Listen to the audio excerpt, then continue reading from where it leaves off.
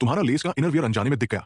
Boss ने सोचा कि तुम उसकी असिस्टेंट हो, लेकिन उसने तुरंत अपनी नजरें फेर ली और खुद को शांत करने की कोशिश की। पर किस्मत को कुछ और ही मंजूर था।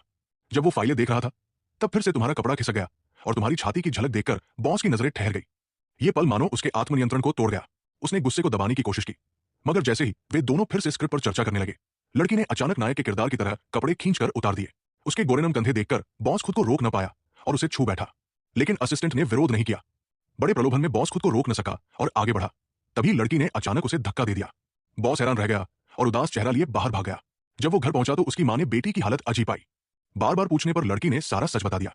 ये जानकर कि बॉस ने उसकी बेटी से छेड़छाड़ की है, मां गुस्से से भर उठी और तुरंत वकील के पास पहुंच गई मुकदमा करने के लिए। वकील की गणना के अनुसार अगर केस जीत गए तो सामने वाले को कम से कम लाखों का मुआवजा देना पड़ेगा। लेकिन लड़की नहीं चाहती थी कि मामला इतना बड़ा हो, जबकि मां पैसों के लालच में थी और वो हर हाल में मुआवजा चाहती थी। इसी दौरान जब आदमी बाहर मीटिंग के लिए गया था, कोर्ट से आया हुआ सम्मन उसकी पत्नी के हाथ लग गया। डिप्रेशन से पीड़ित पत्नी को पति के कर्मों का पता चला तो उसकी हालत और बिगड़ गई। दवा खाने पर भी असर न हुआ।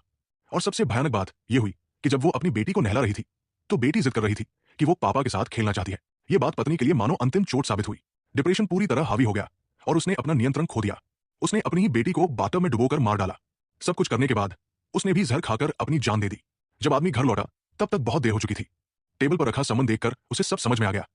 एक छोटी सी गलतफहमी ने एक ही रात में उससे उसकी जिंदगी के सबसे कीमती लोग छीन लिए। अंतिम संस्कार निपटाने के बाद आदमी सीधे अदालत पहुंचा और बिना किसी बहस के लाखों का चेक साइन कर दिया। फिर उसने लड़की को गुस्से से देखा और तुरंत चला गया। इससे लड़की को मन ही मन बुरा एहसास हुआ। तभी अदालत के जज ने उसे बॉस के घर की त्रासदी के बारे में बताया। दीवार पर छोटी बच्ची के लिखे शब्द देखकर लूसी गहरे अपराध बोध में डूब गई।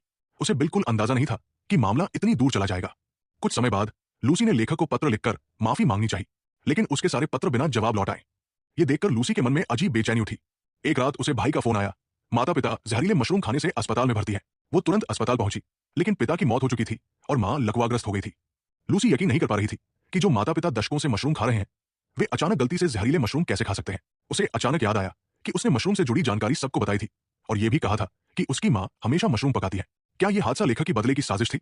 लूसी ने यह शक अपने भाई से साझा किया, लेकिन भाई ने सोचा कि वो सदमे से मानसिक संतुलन खो बैठी है।